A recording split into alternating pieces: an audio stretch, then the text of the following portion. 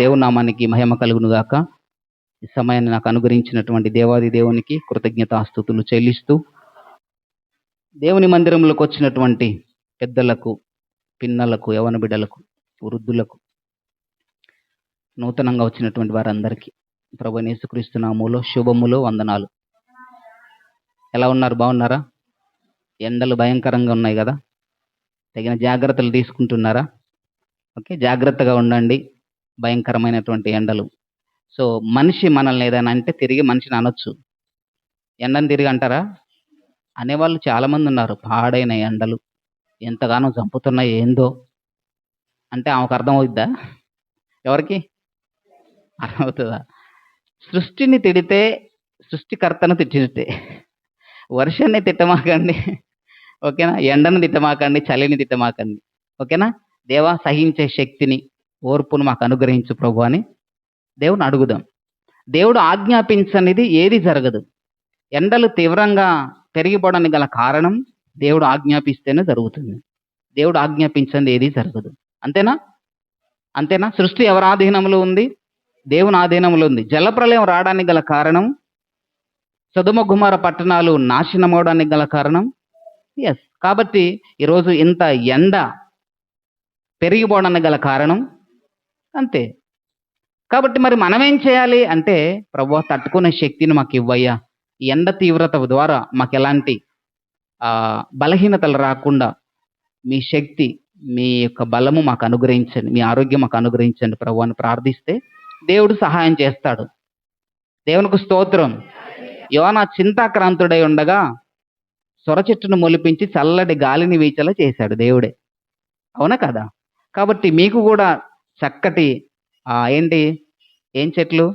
వేప చెట్లు, ఇంకేమేం చెట్లు ఉన్నాయి? వాటినన్నింటినీ మీరు కూర్చొని సేద తీర్చుకోవడానికే దేవుడిచ్చాడు. అప్పుడప్పుడు మధ్య మధ్యలో చల్లటి గాలి వస్తూ ఉంటుంది. అబ్బా, అంత భలే గాలి వస్తుంది బయట అనుకుంటారు. ఇది ఎవరు పంపించేది? దేవుడు పంపించేది. కనుక దేవునికి కృతజ్ఞతాస్తుతులు చెల్లిద్దాం. ఓకేనా? ఇసురుకుంటైనా వాక్యాన్ని విందాం. దేవునికి మహిమ కలుగును గాక.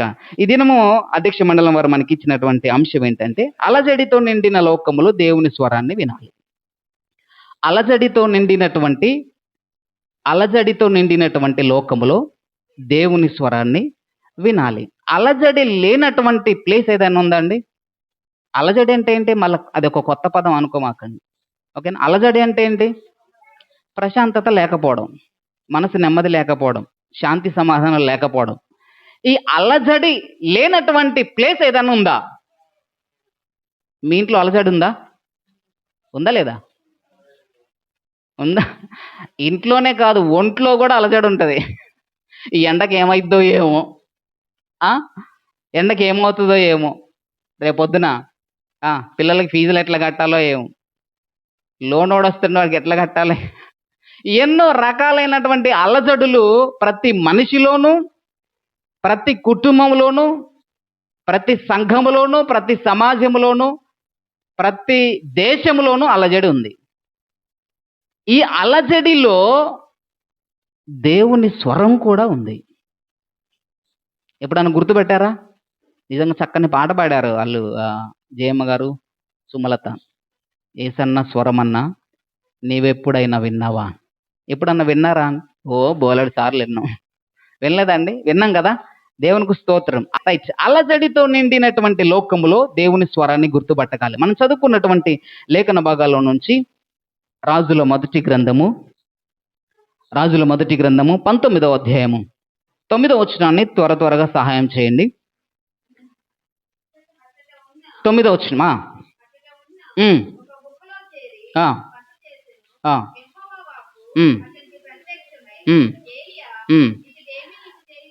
ఏలియా ఇచ్చట నీవేమి చేయుచున్నావు అడుగగా, చూసారండి, ఇక్కడ ఒక అల్లజడి కలిగినటువంటి ప్రదేశం. ఆ ప్రదేశంలో ఒక ప్రత్యేకమైనటువంటి దైవజనుడు ఏలియా గారు ఆ స్థలంలో ఉన్నారు. ఎలా ఉన్నాడయ్యా ఆయన అంటే, ఎలా ఉన్నాడు అంటే 9వ వచనం ఒకసారి, 4వ వచనం ఒకసారి చూడండి. 19వ అధ్యాయము 4వ వచనం.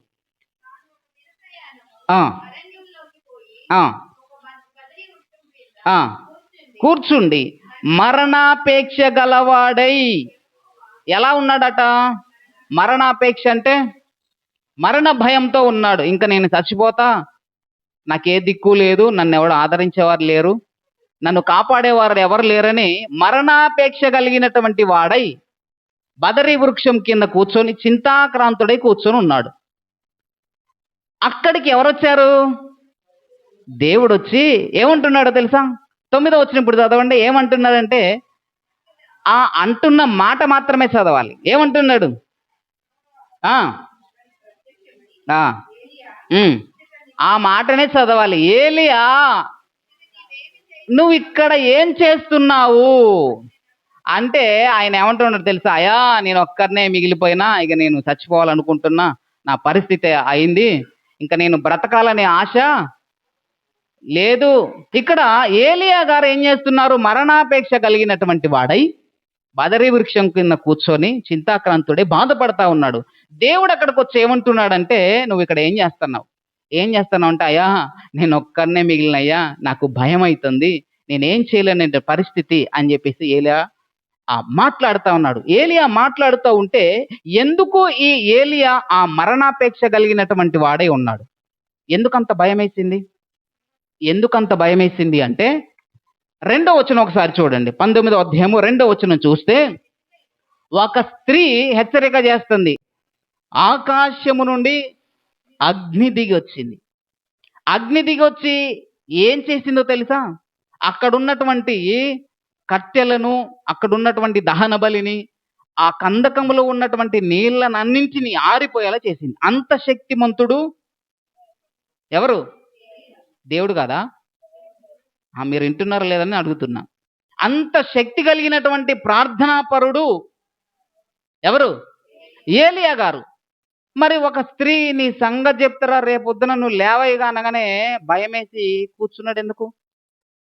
ఒక విషయం తెలుసా? ఎంత కొమ్ములు తిరిగిన వాళ్ళైనా ప్రాణం అంటే భయం వేస్తుంది కదా. ప్రాణం పోతుందంటే భయం వేస్తుంది. ఆ భయానికి ఈయన చింతాక్రాంతుడే అక్కడ కూర్చొని ఉన్నాడు. అప్పుడు దేవుని స్వరము ఏం చెబుతుందంటే, ఏలియా, నువ్వు ఇక్కడ ఏం చేస్తున్నావు? చూడండి, మన పరిస్థితులు ఒక్కొక్కసారి ఏమవుతుందంటే, మనం ఎంత ప్రార్థనా పరులం అన్న విషయం మర్చిపోతాం, మనం ఎంత భక్తి పరులం అన్న విషయాన్ని మర్చిపోతాం, మనం ఎంత నీతిమంతులం అన్న విషయాన్ని మర్చిపోయి చిన్న బాధ కలగగానే ఇంత శక్తిని అంతటిని మర్చిపోయి దుఃఖాక్రాంతులమై మరణాపేక్ష కలిగినటువంటి వారమై చింతాక్రాంతులమై కూర్చుంటాం.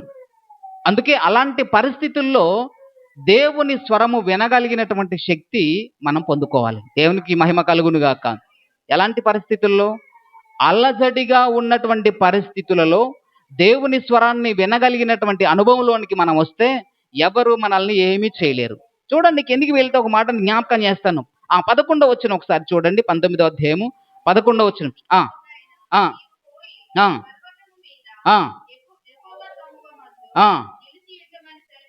చూసారా, ఇంత భయముతో ఉన్నటువంటి ఏలియాతో దేవుడు మాట్లాడుతున్న మాట ఏందో తెలుసా? నువ్వు ఇంత భయపడాల్సినటువంటి అవసరత లేదు నీకు. నువ్వు ఎక్కడికి వెళ్ళు? చదవండి ఆ మాటను. 11వ వచనం. యెహోవా సముఖమందు నిలిచియుండుమని. ఎక్కడికి వెళ్ళు? నువ్వు ఇంత భయపడాల్సిన అవసరం లేదు. దేవుని సన్నిధి అనగా నా సన్నిధికి వెళ్ళి అక్కడ నిలబడు. నీకే భయం ఉండదు. నిన్నెవరు చంపరు, ఏ అలజడి నిన్నేమి చెయ్యదు. వస్తానన్నవాడు రాడు కదా. ఒకవేళ వస్తాననుకుంటే నేను అక్కడే ఆపేస్తా. ఇశ్రాయేలు ప్రజల్ని వెంబడించి వారిని సర్వనాశనం చేయాలని ఫరో సైన్యమంతా వెంబడిస్తున్నప్పుడు మోషే గారితో దేవుడు మాట్లాడినటువంటి మాట ఏంటో తెలుసా? మీరు ఊరక నిలిచుండి చూడడి, యెహోవా కలగజేయు రక్షణను మీరు కన్నులారా చూసేదరు, సాగిపోవుడి అని చెప్పాడు. వారంతా సాగిపోతున్నారు. సైన్యము వెనక పరిగెడుతూ వస్తుంది. ఎక్కడి వరకు వచ్చారు? వీరేమో చివరికి వెళ్ళిపోయారు, వారేమో మధ్యలోకి వచ్చారు. మరలా కనబడ్డారా? మరలా కనిపించారా? కనిపించలేదు. కనుక ఈ ఏలియాతో దేవుడు మాట్లాడుతున్న మాట ఏంటంటే, ఈ అలజడి పరిస్థితులలో నీవు చేయాల్సిన పని ఏంటో తెలుసా? నా సన్నిధికి వెళ్ళి అక్కడ నిలిచియుండు. ప్రియమైన దేవుని బిడ్డలారా, మీ కుటుంబం అస్తవ్యస్తం అయిపోతుందా? మీ ఆర్థిక ఇబ్బందులు ఇబ్బంది పెడుతున్నాయా? మీ అనారోగ్య సమస్యలు మిమ్మల్ని భారంతో నింపుతున్నాయా? అయితే ఆయన సన్నిధిలో నిలవండి. దేవుడు మాట్లాడే మాట ఏంటో తెలుసా? మీ అల్లజడి పరిస్థితులలో ఆయన సన్నిధిలో నిలబడుటకు ఇష్టపడండి. దేవునికి స్తోత్రం. ప్రియమైనటువంటి దేవుని బిడ్డలారా, మేము ఈ పరిస్థితుల్లో అలజడి ఎదురవుతుంది కదా, అలజడి ఎదురవుతున్నప్పుడు దేవుని సన్నిధిని అనుభవించడానికి సిద్ధపడండి. ఆయన మెల్లని స్వరం నీకేం చెప్తుందో తెలుసా? నేను నీకు తోడుగా ఉన్నా, నువ్వేమీ భయపడకు, నీకొస్తున్న ప్రతి ఆపద నుంచి రక్షించగలిగినటువంటి సమర్థుడను, శక్తి కలిగినటువంటి వాడను నేను సమాధానకర్తనై ఉన్నాను. నిన్ను సమాధానంలోనికి తీసుకువెళ్ళే బాధ్యత నాదే. అందుకే గుంపులో గోవిందలాగా ఎక్కడ పడితే అక్కడ కూర్చొని, ఎక్కడ పడితే అక్కడ వ్యవహారాలు, ఈ విషయం అక్కడ, ఆ విషయం ఇక్కడ చెప్తా ఉంటే అలజడి పుట్టకపోతే ఏం పుడుతుంది? అలజడిలో మీరు ఉండడానికి వీల్లేదు. దేవుని స్వరం ఏం చెప్తుందో తెలుసా?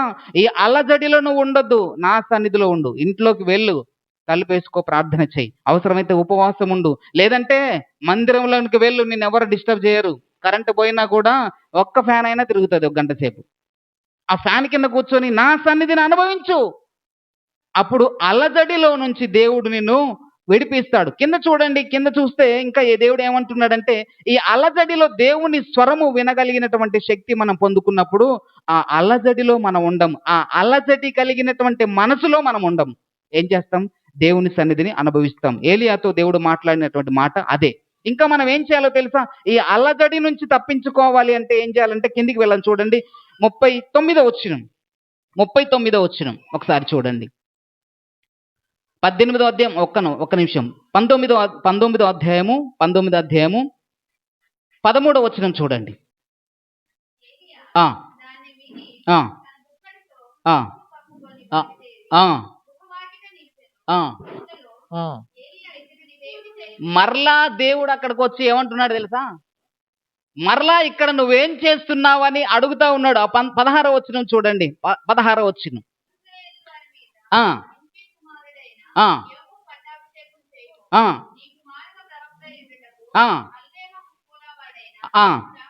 16వ వచనములు కింద లైన్ ఉంటుంది చూడండి. షాపాతు కుమారుడైన ఎలీషాకు అభిషేకము చేయము. ఇదేంటో తెలుసా? ఈ అల్లజడి పరిస్థితులు ఎదురైనప్పుడు నీతో సహకారిగా ఉండుట కొరకు ఒకరిని ఏర్పాటు చేసుకోవాలి. అర్థమవుతుందా? ఒంటరిగా ఉండేటువంటి వారికి అల్లజడి ఎక్కువ అవుతుంది. కాబట్టి దేవుని సన్నిధిని అనుభవించడానికి నీతో పాటు సమానంగా ఇంకొకరిని నువ్వేం చేయాలి? ఏర్పాటు చేసుకోవాలి. నరుడు ఒంటరిగా ఉండుట మంచిది కాదు. ఏ విషయంలో? కుటుంబ విషయంలోనే కాదు, ఆత్మీయంగా బలపరచడానికి. అందుకే యేసుక్రీస్తు ప్రభువారు ఒక్క శిష్యుణ్ణి పంపలే, ఇద్దరిద్దరిగా పంపించాడు. ఒక్కొక్కరిని పంపించాడా? ఇద్దరిద్దరుగా పంపించాడు. ఇద్దరిద్దరు వెళ్ళారా? ఒక్కొక్కరు వెళ్ళారా? ఇద్దరిద్దరు వెళ్ళారు. అందుకే నువ్వేం చేయాలంటే దేవుని సన్నిధిలో ఉండాలి. నిన్ను బలపరచడానికి కొరకు నీవు ఇంకొకరిని ఏర్పాటు చేసుకోవాలి. అదే ఏలియాతో చెప్పినటువంటి మాట అదే. నువ్వు వెళ్ళి షాపాతు కుమారుడైన ఎలీషాను అభిషేకం చేయి. మిగతా వాళ్ళందరినీ రాజులను చేయి, కానీ ఎలీషాను మాత్రం ఏం చేయి? అభిషేకం చేయి. ఆ ఎలీషా నీకు సాటి అయినటువంటి సహకారిగా ఆయన ఉంటాడు. నిన్ను ధైర్యపరుస్తాడు, నీ కొరకు ప్రార్థన చేస్తాడు. నీవు వెళ్ళిపోయిన తర్వాత 2 శక్తిని అతను పొందుకుంటాడు. నీ పరిచర్యను ఇంకా ముందుకు సాగిస్తాడు. కాబట్టి భవిష్యత్తు గురించినటువంటి అలజడి నీకుంటే నీవు ఇంకొకరిని సిద్ధపరచు. ఓకేనా? అలజడి కలిగినటువంటి పరిస్థితులు ఉంటే దేవుని సన్నిధికి వెళ్ళి మోకరించి ప్రార్థన చేయి, లేదా నీ ఇంట్లోనే వ్యక్తిగతంగా మోకరించి ప్రార్థన చేయి.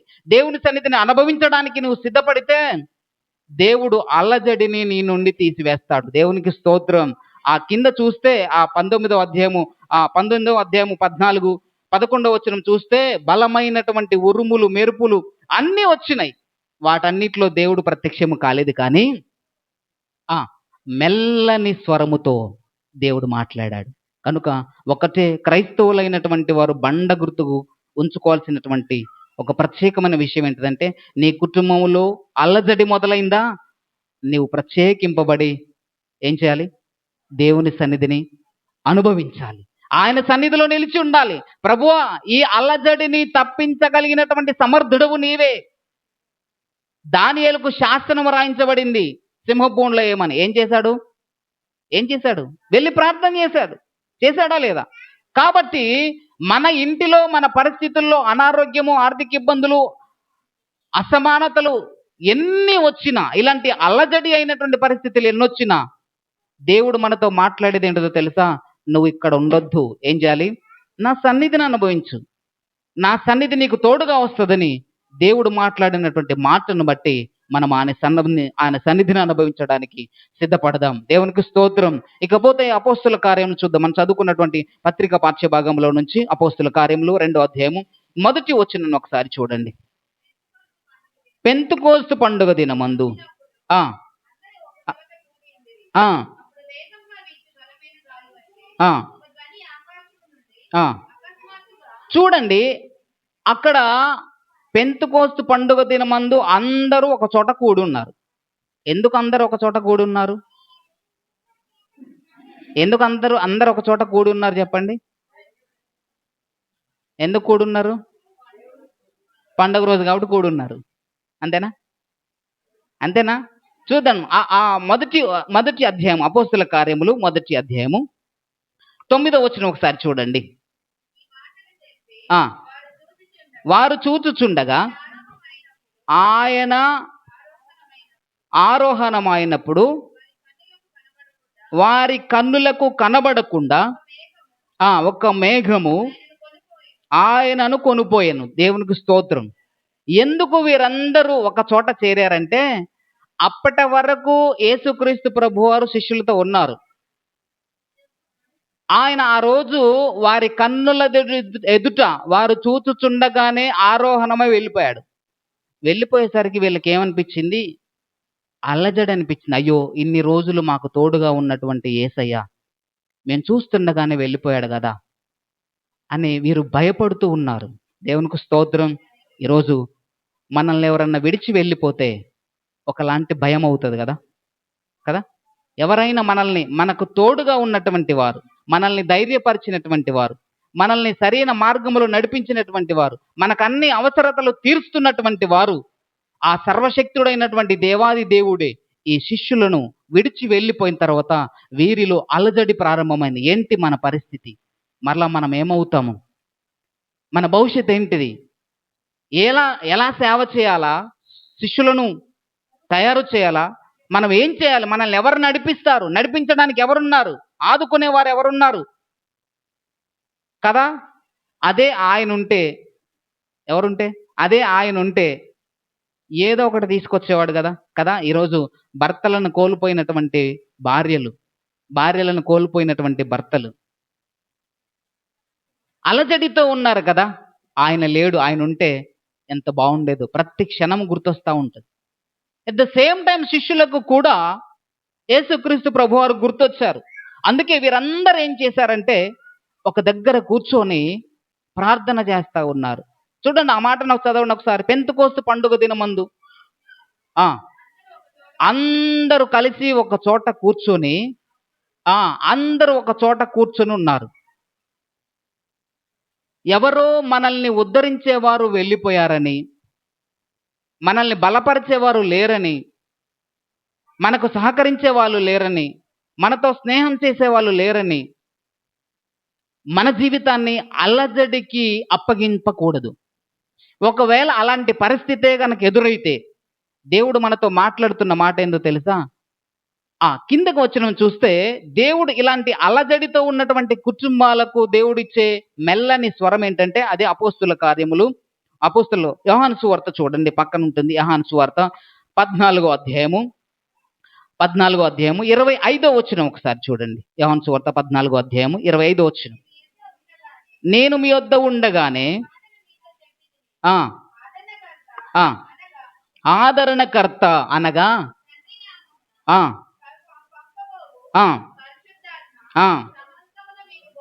చూసారా, ఎవరైనా ఆదరణకర్త, ఒంటరిగా ఉన్నటువంటి వారికి దేవుడు ఆదరణ కలిగించే ఒక కర్తను దేవుడు పంపిస్తాడు. ఒంటరిగా ఉంటున్నావా, నేను నీకు తోడుగా ఉన్నాను.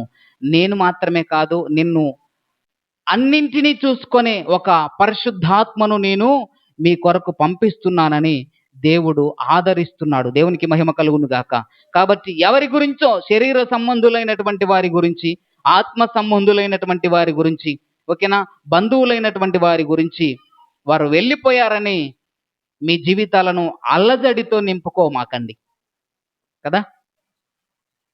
చెట్టెత్తు కొడుకు కదా, భూషణం నాన్నగారు బాబు. సో కళ్ళ ముందు లేకపోవడం వలన అలజడి వారి హృదయంలో, వారి కుటుంబంలో అలజడి వచ్చింది. శిష్యుల పరిస్థితి కూడా అంతే. యేసుక్రీస్తు ప్రభువారు వెళ్ళిపోయారని వారి జీవితాలలో అలజడి పుట్టింది. అయితే దేవుడు ఏమంటున్నా తెలుసా, మిమ్మల్ని ఆదరించడానికి నేను పరిశుద్ధాత్మను పంపిస్తున్నాను. కాబట్టి పరిశుద్ధాత్మ మనకు తోడుగా ఉంటే అన్నింటిలో ఆదరిస్తాడు. చదవండి ఆ మాట, నేను పరిశుద్ధాత్మను ఆదరణకర్తను నీకు పంపుచున్నాను, నా నామమున పంపబోవు సమస్తాన్ని మీకు బోధిస్తుంది, అన్నింటినీ జ్ఞాపకము చేస్తాడు పరిశుద్ధాత్మ దేవుడు. దేవునికి మహిమ కలుగును గాక. అందుకే క్రైస్తవులమైనటువంటి మనము ఎవరిని అమితంగా ప్రేమించకండి. అంత గాఢంగా ప్రేమిస్తే ఒకానొక దినాన్న వదిలిపెట్టి వెళ్ళిపోతారు. ఓకేనా.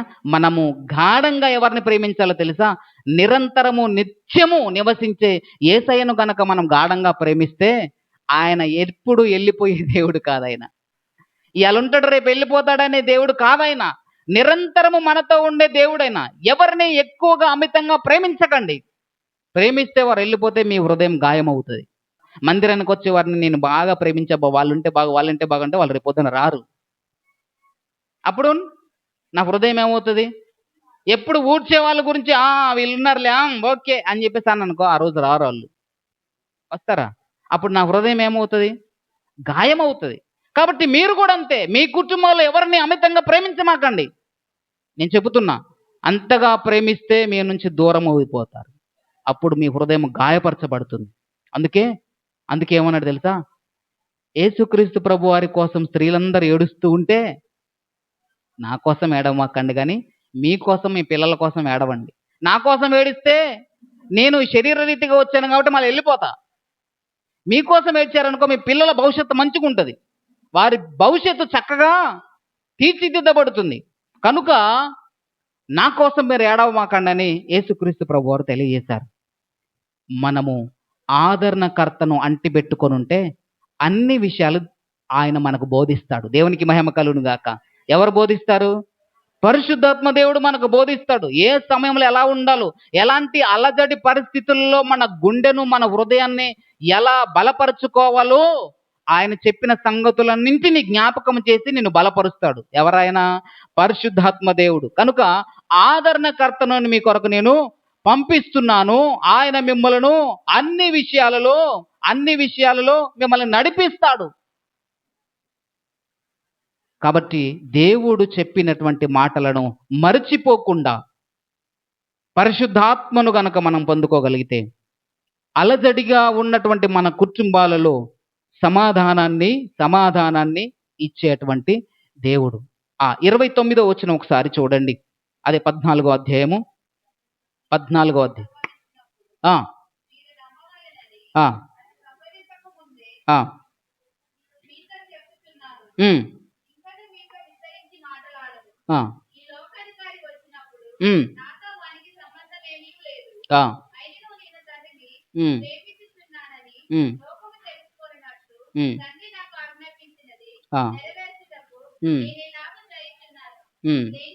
పద్నాలుగో అధ్యాయము మొదటి వచనం ఒకసారి చూడండి.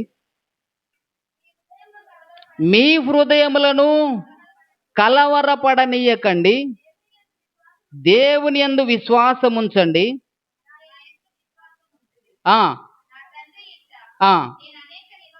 చూసారా, మీ హృదయాలను కలవరపడనీయకుడి.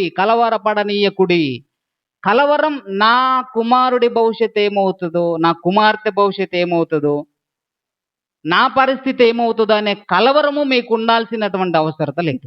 మీ హృదయాలను కలవరపడనీయకుడి. 25వ వచనం చూడండి, 14వ అధ్యాయము 26వ వచనం చూస్తే, 27వ వచనం చూస్తే, శాంతి మీకు అనుగ్రహించి వెలుచున్నాను, నా శాంతిని మీకు అనుగ్రహించుచున్నాను, లోకమిచ్చునట్లుగా నేను మీకు అనుగ్రహించుటలేదు. మీ హృదయమును కలవరపడనీయకుడి, వెరవనీయకుడి. పరిశుద్ధాత్మను కలిగినటువంటి వారు హృదయంలో కలవరము కలిగి ఉండరు. ఎవరికి భయం వేస్తుంది? ఎవరికి భయం వేస్తుంది? పరిశుద్ధాత్మ లేనటువంటి వారికి భయం వేస్తుంది. దేవుని యందు విశ్వాసము లేనటువంటి వారికి భయం వేస్తుంది కదా. అందరూ భయపడుతున్నారు మేము ఈ పరిస్థితులను బట్టి. ఎందుకంటే మనుషుల మీద ఉన్నటువంటి నమ్మకం దేవుని మీద లేదు. దేవుని మీద ఉంటే ఈ వాక్యము పదే పదే పరిశుద్ధాత్మ దేవుడు గుర్తు చేస్తాడు. మీ హృదయములను కలవరపడనీయకుడి. ఎందుకు కలవరము? నా శాంతినే మీకు అనుగ్రహించుచున్నాను. లోకమిచ్చినట్లుగా శాంతి కాదు నేను ఇచ్చేది కదా. నా శాంతినే, నేను పొందుకున్నటువంటి శాంతినే మీకు అనుగ్రహిస్తున్నాను. కాబట్టి కలవరపడకండి అని దేవుని వాక్యం సెలవిస్తుంది. దేవునికి మహిమ కలుగును గాక. ఆమేన్. దేవునికి స్తోత్రం. కాబట్టి మరణ భయముతో ఉన్నటువంటి ఏలియాతో దేవుడు మాట్లాడిన మాట, అలజడితో ఉన్నాడు ఏలియా, నువ్వేమో భయపడకు, నా సన్నిధిలో నిలిచియుండు కదా. షాపాతు కుమారుడైన ఎలీషాను అభిషేకము చేయి. అందుకే మేము ఈ కుటుంబాలలో ప్రార్థన చేసి ఇంకొకరిని ప్రార్థనలో ఏకీభవించడానికి ప్రయత్నం చేయండి. నీకు ఆపద కలిగినప్పుడు వారు నిన్ను బలపరుస్తారు. అక్క నువ్వే కదా అక్క చెప్పింది, నువ్వే ప్రార్థన చేయమన్నావు అక్క, నువ్వే ధైర్యంగా ఉండమన్నావు కదా అక్క, ఇప్పుడు ఏందక్క నువ్వు ఎంత నీరసపు అయిపోతున్నావు అంటే అప్పుడు అనిపిస్తుంది కదా, నిజమే కదా, నిజమే కదా కదా. కరోనా టైంలో బాగా భయం వేసింది. ఇంత ప్రార్థన చేసి ఇంత దేవుని సన్నిధిలో ఉన్నప్పటికీ ప్రాణం పోతుందేమోనన్నంత భయం వేసింది. ప్రార్థన చేసుకోవాలన్న అన్న ఆలోచన కూడా రాలేనటువంటి పరిస్థితి వచ్చింది. అప్పుడు అమ్మగారు ధైర్యం చెప్పారు, నువ్వు ఇంత చెప్తావు కదా ప్రార్థన చేసుకోలేవు, ప్రార్థన చేసుకుంటే ధైర్యం రాదా నీకు అని చెప్తే అనిపించింది. నిజమే కదా. ఎందుకు అంటే నీలాంటి శక్తి కలిగినటువంటి వారిని ఇంకొకరిని తయారు చేసుకొని నీ పక్కన పెట్టుకుంటే నీకు సహాయం లేనటువంటి పరిస్థితుల్లో వాళ్ళు సహాయం చేస్తారు. దేవునికి మహిమ కలుగును గాక. అందుకే ఇద్దరిద్దరిని గుడికి వచ్చి కూర్చోమని చెప్పేది. అందుకే ఒక్కొక్కరే లింగు లిటుకుంటూ వస్తారు. సరే, లేనోళ్ళ పరిస్థితి అంటే దేవునికి మహిమ కలుగును గాక. లేనోళ్ళ పరిస్థితి ఏందో 1 సంవత్సరం చెప్పా. వారికి ఎవరు తోడుగా ఉంటారట? ఒంటరిగా ఉండేవారికి పరిశుద్ధాత్మ దేవుడు తోడుగా ఉంటాడు. వారిని ఎప్పుడు సర్వసత్యంలోకి నడిపిస్తూ ఉంటాడు. ఇంకా దేవుడు తోడుగా ఉన్నాక మనుషుల సహాయం అర్థం. కాబట్టి మనుషులు ఒకరి ఎడల ఒకరు కలిగి ఆయన సన్నిధిలో ఉండగలిగితే ఏం చేస్తారో తెలుసా? ఒకరికి ఎడల ఒకరు నమ్మకం కలిగి ఉంటారు. ఒకరి కష్ట సుఖాలలో ఒకరు సహాయం చేస్తారు. దేవునికి స్తోత్రం కదా. నీవు నీరసంగా ఉంటే ఆహాజు రాజు ఎలా ఉన్నాడు పాపం, చింతాక్రాంతుడై ఉంటే యెజబెల్ ఏం చెప్పింది, నీకెందుకు, నేను ఏలియాతో సంగతి చెప్తా, ఆ సంగతి చెప్తా, నువ్వెందుకు లేచి అన్నం తిను అని చెప్పి భార్య చెప్పిందా లేదా? భర్తకి చెప్పిందా లేదా? పిలాతు తప్పు చేస్తా ఉంటే భార్య గద్ది ఇచ్చిందా లేదా? చెప్పిందా లేదా? రాత్రి కలలో నాకు కల వచ్చింది, ఆయన నీతిమంతుడు, ఆయన జోలికి పోకు అని చెప్పేసి అనంటే ఆయన సతమతం అవుతా ఉన్నాడు. తీర్పు తీర్చాలా వద్దా? తీర్పు తీర్చాలంటేనో ఈయన నీతిమంతుడు, తీర్చకుండా ఉందామా వాళ్ళు అలజడ రేపుతున్నారు, అసలు ఏంటిది పరిస్థితి అని ఆయన హృదయం అలజడితో కలవరంతో ఉన్నప్పుడు ఆయన భార్య వచ్చి చెప్పింది, ఆయన జోలికి పోకు, నీకెందుకు అని అంటే, ఓకే నాకు సంబంధం లేదని చేతులు కడుక్కున్నాడు, మీరు ఏమన్నా చేసుకోండి అని కదా. ప్రియమైనటువంటి దేవుని బిడ్డలారా, అలజడితో ఉంటున్నప్పుడు దేవుని సన్నిధిని అనుభవించడానికి సిద్ధపడండి. ఆదరణకర్త మిమ్మల్ని సరైనటువంటి మార్గంలోనికి మిమ్మల్ని నడిపిస్తాడు. మీకు ఆ సమయానికి ఏం కావాలో అది దేవుడు సిద్ధపరుస్తాడు. దేవునికి మహిమ కలుగును గాక. కాబట్టి మీ హృదయాలు కలవరపడనీయకండి. దేవుడు మాట్లాడే మాట అది. అలజడితో ఉన్నావా, కలవరపడకండి. ఎట్లా సెట్ చేయాలో నేను అట్లా సెట్ చేస్తా. ఎవరిని ఎక్కడ ఉంచాలో అక్కడ ఉంచుతా, ఎవరిని తీసేయాలో వారిని తీసేస్తా, ఎవరిని ఉంచాలో వారిని ఉంచుతాం అన్నాడా లేదా? దేవునికి స్తోత్రం. కాబట్టి ఏ భయపడాల్సినటువంటి అవసరం లేదు. అల్లజడి రేగుతున్నటువంటి మన జీవితాలలో, ఎవరినైనా కోల్పోయి ఉన్నటువంటి మన జీవితాలలో ఆయన ఆదరణకర్తనిచ్చి, మీరు కలవర పడకండి, మీ హృదయాలను వెరవనీయకండి, ఇగో శాంతినే మీకు అనుగ్రహించున్నాను. ఏ శాంతి? నా శాంతినే మీకు అనుగ్రహిస్తున్నాను, లోకం ఇచ్చినట్టుగా కాదు, నేనే మీకు ఇస్తున్నానని దేవుడు అంత ధైర్యం చెబుతా ఉంటే మనం ఎందుకమ్మా ఇంకా కలవరపడేది? మనం ఎందుకు ఇంకా ఈ అలజడిని చూసి భయపడేది? ఈ అలజడి పరిస్థితుల్లో దేవుని స్వరాన్ని వినగలగాలి కదా. ఈ జీవితంలో గుర్తుపెట్టుకోండి, ఎప్పుడన్నా అలజడి ఎదురైందా, ఏలియాతో దేవుడు మాట్లాడినటువంటి మాటను గుర్తుపెట్టుకోండి. ఏం చేయాలి? వెళ్ళి ప్రార్థన చెయ్యాలి, దేవుని సన్నిధిని అనుభవించాలి. ఒంటరిగా ఉన్నాను, నా పరిస్థితి ఏంటి, నన్ను ఎవరు ఆదరిస్తారు అని నీ హృదయం అలజడితో నిండితే, ఇగో పరిశుద్ధాత్మను నీకు ఆదరణకర్తను నీకు ఇస్తాను. ఆయన మీకు అన్నింటినీ బోధిస్తాడు. నేను బోధించిన సంగతులన్నింటినీ జ్ఞాపకం చేస్తాడు. మిమ్మల్ని ఎక్కడికి నడిపించాలో ఆ పరిశుద్ధాత్ముడు నడిపిస్తాడని సెలవిస్తున్నాడు. కాబట్టి ప్రాణభయంతో ఉన్నటువంటి వారికి ఉన్నటువంటి అలజడి మనకుండకూడదు. మనం దేవుని సన్నిధిని అనుభవించేటువంటి వారు. ఒంటరిగా ఉంటున్నటువంటి వారు, ఆదరించేవారు లేరని భయపడాల్సినటువంటి అవసరం లేదు, హృదయాలను కలవరపడాల్సినటువంటి అవసరం లేదు. ఆయన శాంతినే మనకు అనుగ్రహించాలని ఆశపడుతున్నాడు. ఇక చివరిగా 3వ మాట నేను జ్ఞాపకం చేస్తాను. మనం చదువుకున్నటువంటి సువార్త పాఠ్య భాగంలో నుంచి, యోహాను సువార్త 20వ అధ్యాయము 19వ వచనం. ఆదివారం సాయంకాలమున ఎవరు? అయ్యో, చదవండి మరొకసారి 19వ వచనం. ఆదివారం సాయంకాలమున శిష్యులు యూదులకు భయపడి తాము కూడి ఉన్న ఇంటి తలుపులు మూసుకొని, చూసారా, శిష్యులందరూ ఒక్క చోట కూడి భయపడతా ఉన్నారు. ఎందుకు భయపడతా ఉన్నారు? యూదులకు ఎందుకు యూదులకు భయపడాల్సి వచ్చింది? యూదులకు ఎందుకు భయపడాల్సి వచ్చింది? యేసుక్రీస్తు ప్రభువారిని పట్టుకొని కొట్టి చంపేసి సిలువేశారు. మేమొక లెక్క, మమ్మల్ని కూడా ఏదైనా చేస్తారు అనే భయంతో ఉన్నారు. ఎవరికో భయపడి ఎంతకాలం బ్రతుకుతాం? యూదులకు భయపడి ఎంతకాలం బ్రతుకుతారు? ఎవరికో భయపడి ఎంతకాలం బ్రతుకుతారు? చూసారా మన జనరేషన్ ఎంత అప్డేట్ అయిందో. పోలీసు వాళ్ళనే గల్లా బట్టి కొట్టేంత స్థాయికి ఎదిగారు. ఎందుకు? ఎవరికి భయపడతాం కదా. ఒక అమ్మాయి ఎక్కడో, ఏ స్టేట్లో తెలియదు, ఒక మంత్రి గారు ఆ రోడ్ షోలో చేస్తున్నప్పుడు ట్రాఫిక్ జామ్ అయింది. మీకు అందరికీ తెలుసు, మరొకసారి జ్ఞాపకం చేస్తాం. ట్రాఫిక్ జామ్ అయితే పాపం ఆమె చంటి బిడ్డతో ఉందో, ఏదో పరిస్థితిలో ఉందో, హాస్పిటల్కి వెళ్తుంది అనుకుంటా.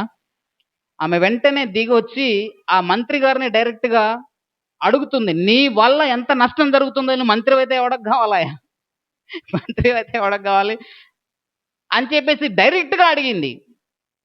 మరి అంతమంది మగవాళ్ళు ఉండరు, అంతమంది పెద్ద ఎవరు హాస్పిటల్కి పోయే వాళ్ళు ఎవరు లేరంటారు? అక్కడ ఉంటారు. తెగించింది ఎవరు? ఒక్కర్లే. అందుకే తమిళనాడు సీఎం గారు ఏం చేశారో తెలుసా? ఏం చేశారు? ట్రాఫిక్ని ఆపాల్సినటువంటి అవసరం లేదు, నాకు ప్రత్యేకంగా 1 వే ఉంచండి, నేను వెళ్తా వస్తా, నాకు ట్రాఫిక్కి సంబంధం లేదు. సమాజం ఎలా మారిపోయిందో తెలుసా? ఇంకెంతకాలం భయపడుతూ బ్రతుకుతారు? ఎవరికి భయపడతారు? ఒక విషయం చెప్పనా, బాగా ఆలోచించి కనిపెట్టిన విషయం ఏంటంటే, మనం దేవునికి భయపడం కానీ అసలు మనుషులకు కాదు, అన్నిటికీ భయపడతాం. అన్నింటికీ భయపడతాం కానీ దేవునికి మాత్రం భయపడం. ఇదేందో మరి, దేవునికి ఒక్కడికి భయపడితే అన్నిటికీ భయపడాల్సినటువంటి అవసరం లేదు. కానీ మనం అంతా రివర్స్, దేవునికి మాత్రం భయపడం కానీ అన్నిటికీ మాత్రం భయపడతాం కదా. రాత్రిపూట మన నీడ మనకే భయం అవుతుంది కదా. ఆడపిల్లలు పోతుంటే గాలికి చున్ని ఇట్లా పైకి ఎగిరింది అనుకుందాం, వామ్మో ఏదో వచ్చి పడుతుంది అన్నంత భయపడతారు. ఎందుకు అంత భయం? మరి దేవుళ్ళు ఉంటే బాగుండేది కదా. ఉంటుందా? దేవునికి భయపడడం నేర్చుకున్నటువంటి వారు ఎవ్వరికి భయపడరు. At the same time Shadrach Meshach అబేద్నెగోలు దేవునికి భయపడ్డారు, రాజుకు భయపడలే. రాజు తిండి పెడితే తిని, రాజు జీతం ఇస్తే బ్రతికే వాళ్ళు కదా, చెరగొని తీసుకొచ్చినటువంటి వాళ్ళు, ఆయన చేతి కింద బానిసలుగా బ్రతికే యూదులు వాళ్ళు కదా. మరి భయపడ్డారా? రాజుకు భయపడలేదు. ఎందుకు భయపడలేదు? తప్పుడు పని చేయమంటే మేమెందుకు చేస్తాం? ఏదన్నా చెప్పు, మంచి పని చెప్పు, చేస్తాం. నేను తాగేది మీకు ఇస్తే తాగంటే అస్సలు తాగమన్నారు. నేను తినేది మీకు పెడతంటే అస్సలు కుదరదు అన్నారు. సరే నేను మొక్కేది మొక్కు అంటే అస్సలు కుదరదన్నారు. మొక్కకపోతే అగ్నిగుండాలు వేస్తా, వేసుకో అన్నారు. ఇప్పుడు యూదులు ఎందుకు భయపడుతున్నారు? దేవునికి భయపడే ధైర్యం లేక. దేవునికి భయపడే అంత ధైర్యం చేయగలిగితే ఎవరికి భయపడాల్సిన అవసరం లేదు. అందుకు దేవుడు ఏమంటున్నాడంటే, నా శాంతినే మీకు అనుగ్రహిస్తాను, నా సమాధానం మీకు సమాధానం కలుగునుగా అంటూ. చూడండి ఆ 19వ అధ్యాయం 19వ వచనం చదవండి. మరొక మధ్యను నిలిచి మీకు సమాధానము కలుగునుగాక అని వారితో చెప్పాను. దేవునికి స్తోత్రం. సమాధానం కలుగునుగాక. మీరు ఎవరికో భయపడి పిరికి పందల్లాగా ఉండమాకండి. దేనికి భయపడ? ఒక విషయం చెప్పనా, అనారోగ్యానికి భయపడమాకండి. ఎందుకో తెలుసా? ఎప్పుడైనా చచ్చిపోవాల్సినటువంటి వారమే. ఈ ఒక్క రోజు కాపాడుకున్నంత మాత్రాన రేపు బ్రతుకుతావా? ఈ ఒక్క సంవత్సరం కాపాడుకున్నంత మాత్రాన వచ్చే సంవత్సరం బతుకుతావా? మరి ఎంతకాలం భయపడుతూ భయపడుతూ భయపడుతూ భయపడుతూ బతికేదానికంటే ధైర్యంగా ఉండి కొన్ని రోజులు బ్రతకడం మంచిది కదా. అవునా కదా? అందుకే మీరు భయపడమాకండి. దేనికి భయపడమాకండి? అప్పులైనయా? భయపడమాకండి. ఎగ్జామ్లో ఫెయిల్ అయ్యారా? భయపడమాకండి. ఈ నెల జీతం రాలేదా? భయపడమాకండి. దేనికి భయపడాల్సిన అవసరం లేదు. ఎవరికో భయపడి పెరికి పందల్లాగా ఉండాల్సినటువంటి అవసరం లేదు. దేవునికి మహిమ కలుగును గాక. యథార్థవంతులు, నీతిమంతులు. అది మీరు సింహాల పిల్లులా? నిజంగా చెప్పండి, దేనికి భయపడట్లేదా? నిజంగా మీరు దేనికి భయపడట్లేదా? జ్వరం వస్తే ఇక పరుగు వామ్మో జ్వరం వచ్చింది, మామూలు భయం ఉండదు కదా. ఎంత భయం ఉంటుందో. భయపడాల్సినటువంటి అవసరం లేదు. నీతిమంతులుగా ఉండడానికి ప్రయత్నం చేయండి, భక్తిగా ఉండడానికి ప్రయత్నం చేయండి, యథార్థంగా ఉండడానికి ప్రయత్నం చేయండి, పరిశుద్ధులుగా ఉండడానికి ప్రయత్నం చేయండి. ఏది కూడా ఎంత మాత్రం మీకు హాని చేయదంతే. దేవునికి మహిమ కలుగును గాక. యథార్థంగా ఉన్నటువంటి వాడికి ఏ భయం ఉండదు కదా.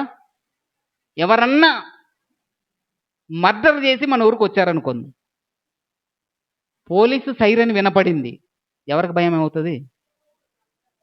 మనకేమో ఆశ్చర్యం అనిపిస్తుంది, పోలీసులు ఇంటి వస్తారని ఆశ్చర్యం అనిపిస్తుంది. కానీ తప్పు చేసినోడికి ఈ లబ్బు డబ్బు అనేది డబుల్ ట్రిపుల్ కూడా అవుతుంది. అవుద్దా కాదా? తప్పు చేస్తే అలా భయపడతాం. ప్రతిరోజు ప్రార్థన చేస్తే ధైర్యాన్ని నింపుకుంటాం. ప్రతిరోజు వాక్యాన్ని ధ్యానం చేస్తే హృదయంలో ధైర్యం నింపబడుతుంది. ప్రతిరోజు దేవునితో సహవాసం చేస్తే అంతరంగంలో ధైర్యం ఉంటుంది. ఎవరికో భయపడాల్సినటువంటి అవసరం లేదు. ఈరోజు ఎవరికి భయపడుతున్నారు తెలుసా? గవర్నమెంట్కి భయపడుతున్నారు. సర్టిఫికెట్లు రద్దు అయితే అవుతాయి కదా, అవుతాయా? సర్టిఫికెట్లు రద్దు చేసుకోవడానికి సిద్ధంగా ఉన్నారా?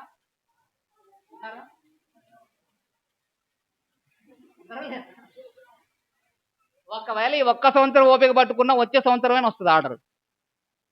ఒకవేళ వచ్చే సంవత్సరం ఓపిక పట్టుకున్న అటు వచ్చే సంవత్సరమైనా వస్తుంది. ఓకేనా? మీరు అనుకుంటున్నారు వచ్చే సంవత్సరం మోడీ ఓడిపోతాడు, మళ్ళీ రాహుల్ గాంధీ ఏమో ప్రధానమంత్రి అయితే అనుకుంటారు. అసలు కానే కాదు. ఎందుకో చెప్పనా? అంత్య దినాలు వచ్చేసింది కదా. క్రైస్తవుల మీద దాడి జరగడం ప్రారంభమైంది. ఏ ఒక్కరిని కూడా వదిలిపెట్టరు. నేను చెప్తున్నా, ఏ ఒక్కరిని కూడా వదిలిపెట్టరు. గవర్నమెంట్ వదిలిపెట్టదు. ఓకేనా?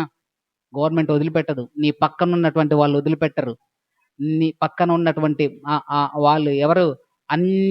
అన్య సంబంధికులు, అన్యస్తులైనటువంటి వారు నేను వదిలిపెట్టరు. ఓకేనా?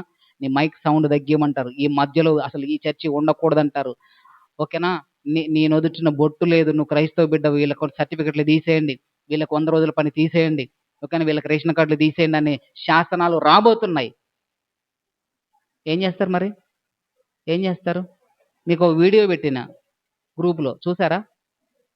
చూడం, మన అన్న చూస్తాం. చూసారా? ఎలక్షన్ జరిగింది, చూసారమ్మా? Very good. శాతానికి దేవునికి ఎలక్షన్ జరిగింది. ఎంతమంది చూశారు?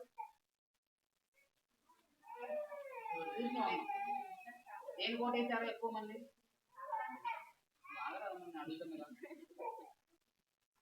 నిజంగా చూసారా లేదా అని నిర్ధారించుకోవడానికి అడుగుతుంది. సాధారణ గారి నెంబర్ ఎంత? ఎవరు గెలిచారు మరి? ఎవరు గెలుస్తారు మరి? ఓడిపోయిన వాళ్ళ పరిస్థితి ఏంటి? ఓడిపోయిన వాళ్ళ పరిస్థితి ఏంటి? ఓడిపోయినా ఓడిపోయినా సింహంలాగా ఉంటాం.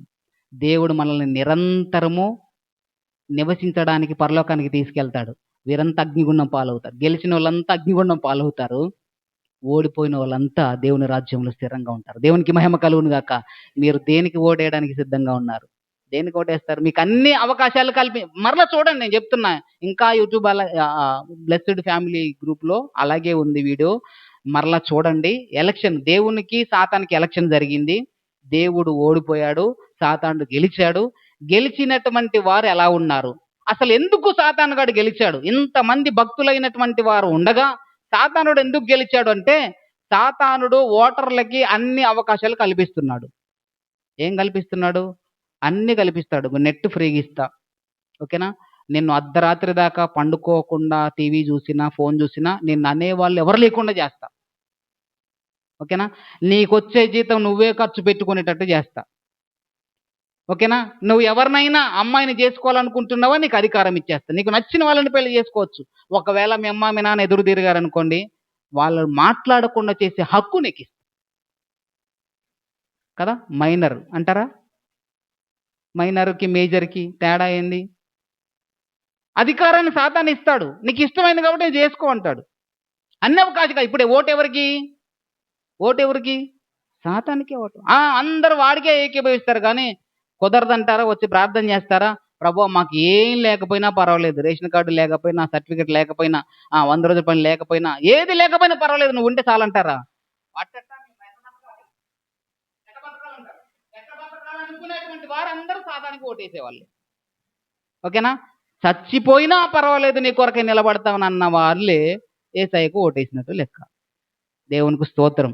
కాబట్టి ఎవరికి భయపడుతున్నారు? పిరికి వారిలాగా ఎవరికి భయపడాల్సినటువంటి అవసరం లేదు. కరువుకి భయపడమాకండి, ఆర్థిక ఇబ్బందులకు భయపడమాకండి, అనారోగ్యానికి భయపడమాకండి, సమాజ పరిస్థితులను చూసి భయపడమాకండి కదా. ఒక పాట ఉంది కదా, భయమూ చెందాకు భక్తుడా ఈ మాయాలోక ఛాయలు చూసినప్పుడు. ఇలాంటి ఛాయలు మనకు కనబడతా ఉంటాయి. భయపడాల్సినటువంటి అవసరం లేదు. నా శాంతినే మీకు అనుగ్రహించుచున్నాను. చూడండి 20వ వచనంలో మరలా చెబుతాను, చదవండి.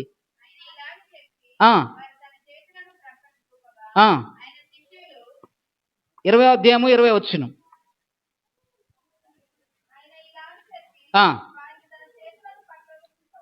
యేసు మరలా మీకు సమాధానము కలుగునుగాక, తండ్రి నన్ను పంపిన ప్రకారము నేనును మిమ్మును పంపుచున్నానని వారితో చెప్పాను. మరలా మీకు సమాధానము కలుగునుగాక అని దేవుడు చెప్పాడు. కాబట్టి సమాధానముతో ఉండండి. అలజడిని బట్టి మీరు భయపడమాకండి.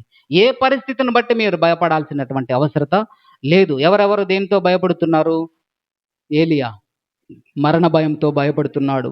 నువ్వు భయపడకు ఏలియా, నా సన్నిధిలో నిలువుమని దేవుడు చెప్పాడు.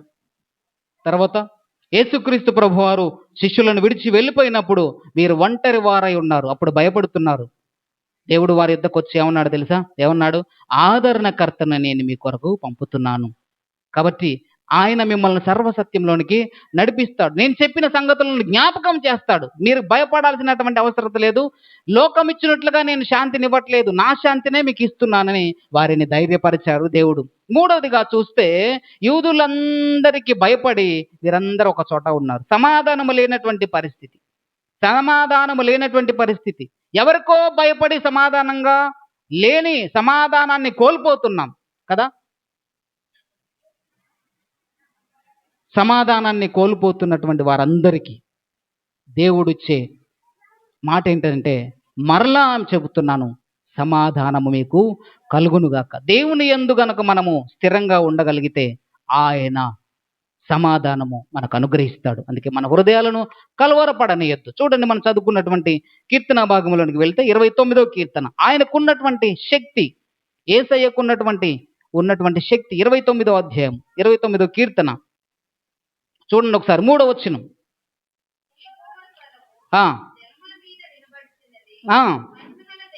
మహిమ కలిగిన దేవుడు ఆ, మహాజలముల మీద యెహోవా సంచరించుచున్నాడు.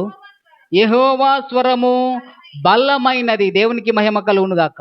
ఆయన స్వరము బలమైనది. అలజడితో ఉన్నటువంటి వారందరికీ బలాన్ని ఇచ్చే ఆయన స్వరం. అందుకే పాటలు పాడేటప్పుడు ఉంటారు, ఆ బైబిల్ పాఠాలు చదివేటప్పుడు ఉంటారు, కానీ వాక్యం చెప్పేటప్పుడు మాత్రం ఉండరు. ఎందుకు? ఈయన బలమైన స్వరాన్ని ఎవరన్నా పట్టుకున్నారనుకో, వాళ్ళని నేనేం చేయలేను. ఎవరు? సాతానుగాడు అనుకుంటాడు. ఈ బలమైనటువంటి స్వరాన్ని పట్టుకుంటే ప్రపంచాన్నే గడగడలాడించే వాళ్ళు తయారవుతారు. కాబట్టి ఆయన మాటలను విననీయకుండా చేస్తాడు దేవుడు, సాతానుడు.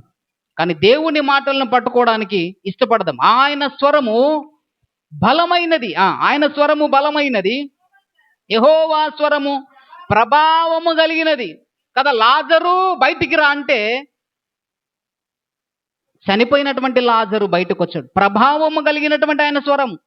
అందుకే నీ పరిస్థితులను మార్చగలిగినటువంటి ఆయన స్వరాన్ని నువ్వు గుర్తుపెట్టుకోగలిగితే, ఆయన స్వరాన్ని వినగలిగినట్లయితే, పరిశుద్ధాత్మ దేవుడు నువ్వు ఎప్పుడో విన్నటువంటి వాక్యాన్ని నీ అలజడి పరిస్థితుల మధ్యలో జ్ఞాపకము చేసి, దేవుడు భయపడకని చెప్పాడు కదా, అలజడి పడొద్దని చెప్పాడు కదా, హృదయాలను కలవరపడనియొద్దని చెప్పాడు కదా అని పరిశుద్ధాత్ముడు దేవుడు జ్ఞాపకం చేస్తాడు. అప్పుడు ఆయన స్వరము ఎలాంటి స్వరము? ప్రభావము కలిగినటువంటి స్వరము. కాబట్టి ఆయన స్వరాన్ని మనం విందాం. 7వ వచనం ఒకసారి చూద్దాం. 7వ వచనం, యెహోవా స్వరము అగ్ని జ్వాలలను ప్రజ్వలింపజేయుచున్నది. యెహోవా స్వరము అరణ్యమును కదిలించును. కాదేశు అరణ్యమును కదిలించు. ఎలాంటి అరణ్య పరిస్థితుల్లోనైనా కదిలింపగలిగినటువంటి శక్తి కలిగిన దేవుడు మన దేవుడు. కాబట్టి ఆయన స్వరాన్ని, ప్రతి పరిస్థితిలో ఆయన స్వరాన్ని వినడానికి సిద్ధపడదాం. దేవునికి స్తోత్రం. ఎవరు వింటారో తెలుసా ఆయన స్వరాన్ని? ఆయన మీద ధ్యాస ఉన్న వాళ్ళు మాత్రమే వింటారు కదా. చంటి పిల్ల తల్లులు ఉన్నారు అనుకుందాం. చంటి పిల్ల తల్లులు ఉన్నారు. ఇంట్లో 10 మంది ఉన్నారు, అందరూ పడుకుంటారు. చంటి పిల్ల స్వరం ఎవరికి వినపడుతుంది? తల్లికి మాత్రమే వినపడుద్ది. కీక్ అంటే వెంటనే లేచి జో కొడతా ఉంటుంది. మిగతా వాళ్ళకి సోయి ఉండదు. ఎందుకని? వాళ్ళకి ఆ సోయి ఉంటాయి కదా. ఈ చంటి పిల్ల స్వరము వినగలిగినటువంటి తల్లిలాగా మనము దేవుని స్వరాన్ని వినగలిగినటువంటి విశ్వాసులాగా ఉంటే, నువ్వు ఎలాంటి పరిస్థితుల్లో ఉన్నా ఆ స్వరము నీకు వినబడతా ఉంటుంది. దేవునికి స్తోత్రం. హల్లెలూయా. ఇంట్లో పెద్ద గొడవైంది అనుకుందాం. భర్త లేడు, ఎక్కడో ఉన్నాడు. ఆయనకి చెప్పాలని మనం ప్రయత్నం చేస్తున్నాం, ఆయన ఫోన్ ఎత్తట్లేదు. అందరూ బయట చేరి గొడవ పడతా ఉన్నారు, కానీ ఏమో మనసంతా ఎక్కడ ఉంటుంది? ఆ ఫోన్ మీద ఉంటుంది. ఫోను వైబ్రేషన్లో ఉన్నా సరే, అందరూ గొడవలో ఉన్నారు, కానీ ఏమో మనసంతా ఫోన్ మీదే ఉంటుంది. వైబ్రేషన్ వచ్చినా ఫోన్ చేస్తున్నాడు అని చెప్పేసి వెంటనే గుర్తుపట్టగలం. ఎందుకు? ఆలోచన అంతా ఎక్కడుంది? అందుకే ప్రియమైనటువంటి దేవుని బిడ్డలారా, మీ పరిస్థితుల్లో అలజడిగా ఉన్నప్పుడు మీ మనసు ఆయన స్వరం వైపు కేంద్రీకరించగలిగితే దేవుడు మీకు మంచి సొల్యూషన్ ఇస్తాడు. దేవునికి మహిమ కలుగును గాక. మంచి మార్గాన్ని దేవుడు చెబుతాడు. ఎలాంటి పరిస్థితి అయినా పర్వాలేదు, అలజడిగా ఉన్నటువంటి పరిస్థితుల్లో ఆయన స్వరాన్ని గుర్తుపట్టగలగాలి. ఆయన స్వరం వైపు వినగలగాలి. ఆయన స్వరం వైపు, ఆయన స్వరం ఎలా మాట్లాడతాడా అని వినగలిగితే దేవుడు గొప్ప ఆదరణ ఇస్తాడు కదా. ఏలీ దగ్గర సమూయేలు గారు చిన్న పిల్లోడుగా ఉన్నాడు కదా. పిలుస్తా ఉన్నాడు దేవుడు, దేవుని స్వరము పిలుస్తా ఉన్నాడు. ఎవరికి వినబడుతుంది? ఎవరికి వినబడుతుంది? ఏలికి వినబడట్లేదు. ఏలి ఎవరు? గొప్ప సేవకుడు, పెద్ద యాజకుడు. సమూయేలు ఎవరు? చిన్న పిల్లోడు, అక్కడ ఉండడానికి వచ్చాడు. కానీ స్వరము ఎవరు వింటున్నారు? ఆసక్తి కలిగినటువంటి సమూయేలు వింటున్నాడు. సేవకుడు, సేవ చేసే సేవకుడైనటువంటి ఏలి వినట్లే. ఏంటి దైవ సేవకుడు పిలిచావంటే, లేదయ్యా నేను ఎప్పుడు పిలిచా? మరి పిలిచినట్టు అనిపిస్తుంది అంటే, ఈసారి ఆ స్వరం వినపడితే చిత్తం ప్రభువా అను కదా. ఎంతమందితో దేవుడు మాట్లాడుతున్నాడు? మీ అల్లజడి ఉన్నటువంటి పరిస్థితులలో దేవునికి మీ మనసును అప్పచెప్పండి. ఆయనలో మనశ్శాంతిగా ప్రార్థన చేయండి. కనిపెట్టండి, ప్రభువా ఇలాంటి అలజడి పరిస్థితుల్లో నాతో ఏం మాట్లాడతావయ్యా? నేనేం తీర్మానం తీసుకోవాలి? నేనేమి ఎలా ముందుకు అడుగు వేయాలి? ఇలాంటి పరిస్థితుల్లో నేనేం తీర్మానం తీసుకుంటే ఏమైద్దో? నా బిడ్డ భవిష్యత్తు, నా కొడుకు పరిస్థితి, నా ఆర్థిక ఇబ్బందులు ఏమవుతాయో అయ్యా, నేనే డెసిషన్ తీసుకోవాలి అని గనుక ఆయన స్వరం కొరకు ఎదురు చూడగలిగితే దేవుడు నీతో మాట్లాడతాడు. దేవుడు నీతో మాట్లాడతాడు. కాబట్టి చూడండి, 11వ వచనం చూడండి. యెహోవా తన ప్రజలకు సమాధానము, 11వ వచనం, యెహోవా తన ప్రజలకు సమాధానము కలుగజేసి వారిని ఆశీర్వదించును. సమాధానం ఇస్తాడు దేవుడు. దేవునికి మహిమ కలుగును గాక. సమాధానం ఇస్తాడు. ఎప్పుడు ఇస్తాడు? ఆయన స్వరాన్ని వినగలిగితే. దేవునికి స్తోత్రం. హల్లెలూయా. కాబట్టి ఆయన స్వరాన్ని వినడానికి సిద్ధపడండి. అలజడితో ఉన్నప్పుడు లోకం వైపు చూడకండి. అలజడితో ఉన్నప్పుడు, ఇబ్బందుల్లో ఉన్నప్పుడు లోకం వైపు చూడకండి. ఎవరేం సలహా ఇస్తారని ఎవరి వైపు చూడమాకండి. ఎవరు సహాయం చేస్తారని ఎవరి వైపు చూడమాకండి. ఆయన వైపు చూస్తే ఆయనే మనకు సమాధానం ఇస్తాడు. సమాధానం ఇవ్వడమే కాదు, ఆశీర్వదిస్తాడు ఆయన. ఆయన తన ప్రజలకు సమాధానము కలుగజేసి వారిని ఆశీర్వదిస్తాడు ఆయన. కాబట్టి ఆ సమాధానముతో మనం తృప్తిపరచబడదాం. అలజడిని తీసివేద్దాం. హృదయం కలవరాన్ని తీసివేసి ఆయనకి ఇష్టమైన బిడ్డలుగా, ఆయన స్వరాన్ని వినే బిడ్డలుగా ఉందాం. ఆ భయాలన్నిటి నుంచి దేవుడు తొలగించి శాంతిని, సమాధానాన్ని, ఆశీర్వాదాన్ని దేవుడు మనకు అందరికీ అనుగ్రహించునుగాక. ఆమేన్. ప్రార్థించుకుందాం. తలలు వంచండి. మహోన్నతుడా, పరిశుద్ధుడా, జీవమలిగిన యేసయ్య, మీ ఘనమైన నామానికి వందనాలు, స్తోత్రాలు చెల్లిస్తున్నాం. అలజడితో నిండినటువంటి పరిస్థితుల్లో మీ స్వరాన్ని వినగలిగినటువంటి శక్తి మాకు అనుగ్రహించండి. అవునయ్యా, మా కుటుంబాలలో, మా పరిస్థితులలో, మా వ్యక్తిగత జీవితాలలో, మా సంఘాల్లో, సమాజాలలో అలజడి ఎదురవుతున్నప్పుడు ప్రభు, మేము మీ స్వరాన్ని వినలేకపోతున్నాం. 10 మంది స్వరాలు వినపడుతున్నాయి తప్ప మీ మెల్లని స్వరాన్ని మేము గుర్తుపట్టలేకపోతున్నాం.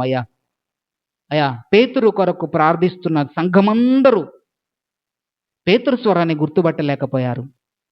అయ్యా, రోదే అనే చిన్నది మాత్రమే ఆ పేతురు స్వరాన్ని గుర్తుపట్టగలిగింది. ప్రభువా, ఈ దినము తండ్రి, మేమందరము ప్రార్థించేవారమే, వాక్యాన్ని వినేవారమే, మందిరానికి వచ్చేవారమే, కానీ మా కుటుంబాలలో, మా వ్యక్తిగత జీవితాలలో అలజడి రేగినప్పుడు మీ స్వరాన్ని వినగలిగినటువంటి శక్తి మాకు అనుగ్రహించండి. అయ్యా, ఇలాంటి పరిస్థితుల్లో నన్ను ఏం చేయమంటావు? ఈ దుఃఖములో, ఈ వేదనలో, ఈ ఎటు తోచలేనటువంటి పరిస్థితుల్లో నాకు మరణమే శరణ్యం అనే పరిస్థితులు ఎదురవుతున్నాయ్యా, నన్నేం చేయమంటావు అంటే ఏలియాతో దేవుడు మాట్లాడిన మాట, నువ్వు వెళ్ళు, నా సన్నిధిని నిలిచిండు, కనిపెట్టు, ఏం చేయాలో నేను బోధిస్తానని సెలవిచ్చిన దేవా. నా శాంతిని మీకు అనుగ్రహిస్తానని సెలవిచ్చిన దేవా. నా సమాధానాన్ని మీకు అనుగ్రహిస్తానని సెలవిచ్చిన దేవా. ఇగో నా స్వరము బలమైనది, ప్రభావము కలిగినది. నా స్వరము లేళ్లను ఈనజేయగలిగినటువంటి శక్తి. నా స్వరమును వినగలిగితే నీకున్న పరిస్థితుల నుంచి బయటపడతావు అని మీ లేఖనం సెలవిచ్చింది ప్రభు. ఇంతవరకు మా బిడ్డలు మీ స్వరాన్ని విన్నారయ్యా. వారి అలజడి పరిస్థితులలో మీ స్వరాన్ని గుర్తుపట్టగలిగినటువంటి శక్తిని, బలమును, జ్ఞానము మా బిడ్డలందరికీ అనుగ్రహించి, శాంతి సమాధానాలు మా బిడ్డలకు అనుగ్రహించి, మహిమ, ఘనత, ప్రభావాలు మీరు పొందుకుంటారని యేసయ్య శక్తి కలిగిన నామములు అడిగి వేడుకొని ప్రార్థిస్తున్నాము తండ్రి. ఆమేన్, ఆమేన్, ఆమేన్.